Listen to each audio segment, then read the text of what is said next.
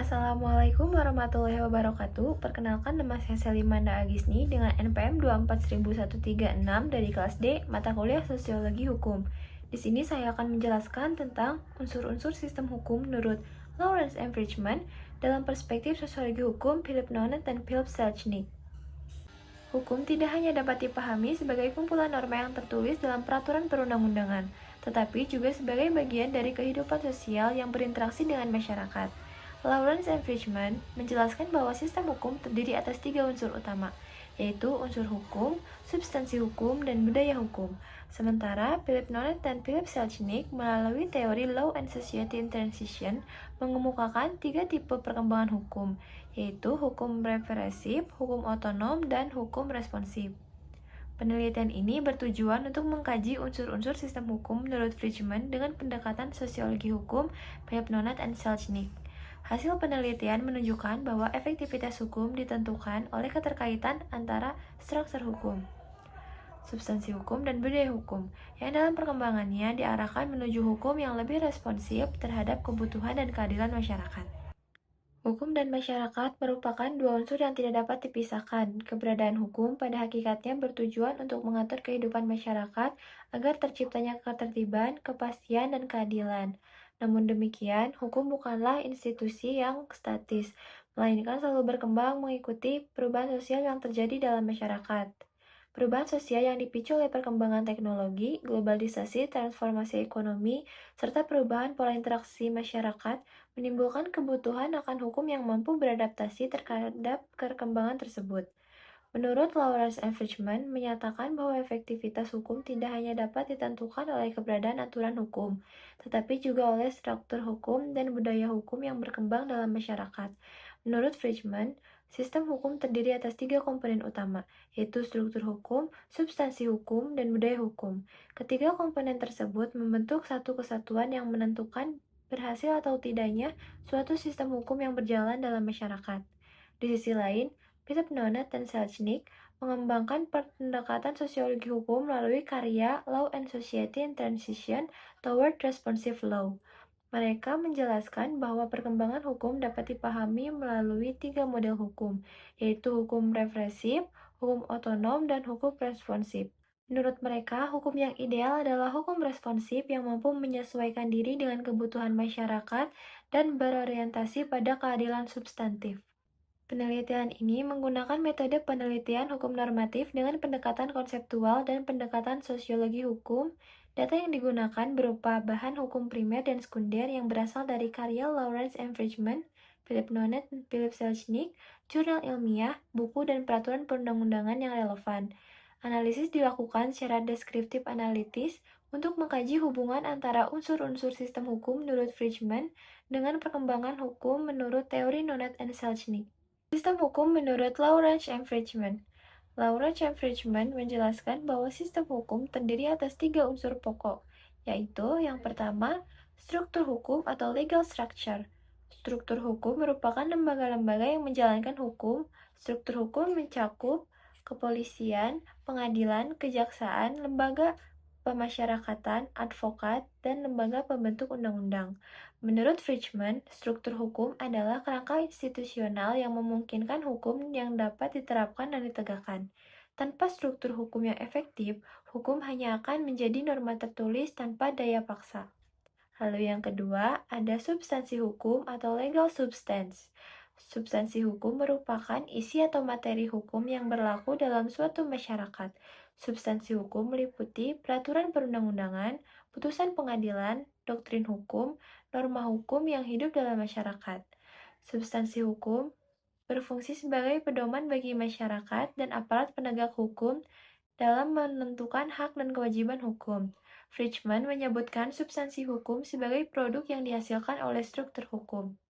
Lalu yang ketiga ada budaya hukum atau legal culture. Budaya hukum merupakan sikap, nilai, pandangan, dan perilaku masyarakat terhadap hukum. Menurut Friedman, legal culture is the network of values and attitude relating to law. Budaya hukum menentukan bagaimana masyarakat memandang hukum, mematuhi hukum, atau bahkan menolak hukum. Oleh karena itu, budaya hukum menjadi faktor penting dalam keberhasilan sistem hukum. Lalu ada klasifikasi unsur sistem hukum menurut Friedman. Berdasarkan teori Fridgman, unsur sistem hukum dapat diklasifikasikan sebagai berikut.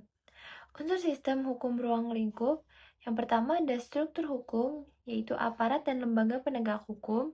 Lalu yang kedua ada substansi hukum, yaitu norma, aturan, dan peraturan hukum. Lalu yang ketiga ada budaya hukum, yaitu nilai, sikap, dan perilaku masyarakat terhadap hukum. Ketiga unsur tersebut saling berhubungan. Struktur hukum menjalankan substansi hukum, sementara budaya hukum menentukan tingkat kepatuhan masyarakat terhadap hukum. Teori hukum Philip Nonet dan Philip Sechnik. Dalam Law and Society in Transition, Nonet dan Selznick menjelaskan bahwa perkembangan hukum mengalami 3 tahap utama. Yang pertama, hukum represif atau repressive law.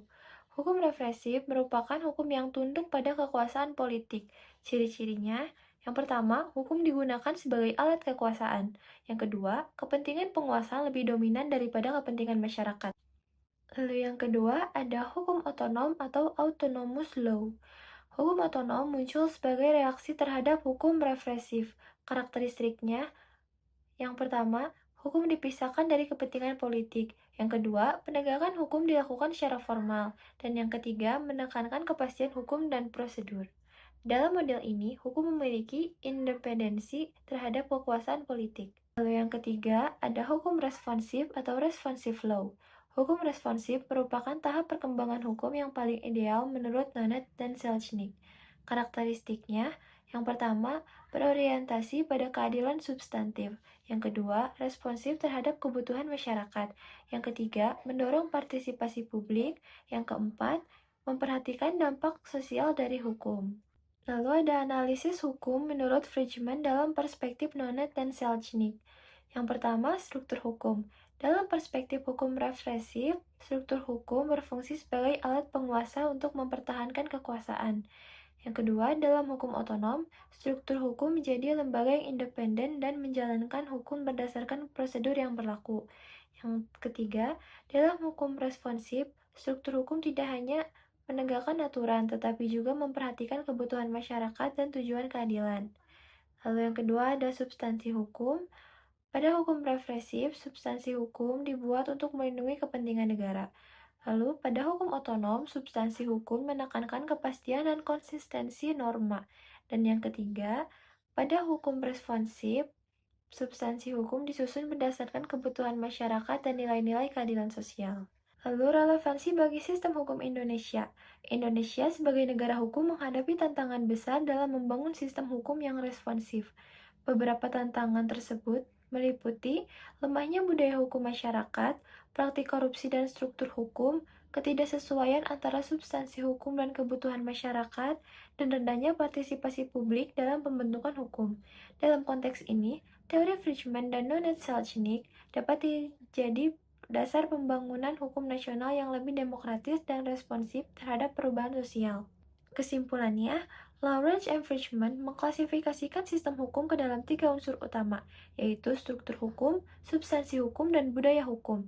Struktur hukum berkaitan dengan lembaga dan aparat penegak hukum, substansi hukum berkaitan dengan norma dan aturan hukum, sedangkan budaya hukum berkaitan dengan sikap dan perilaku masyarakat terhadap hukum.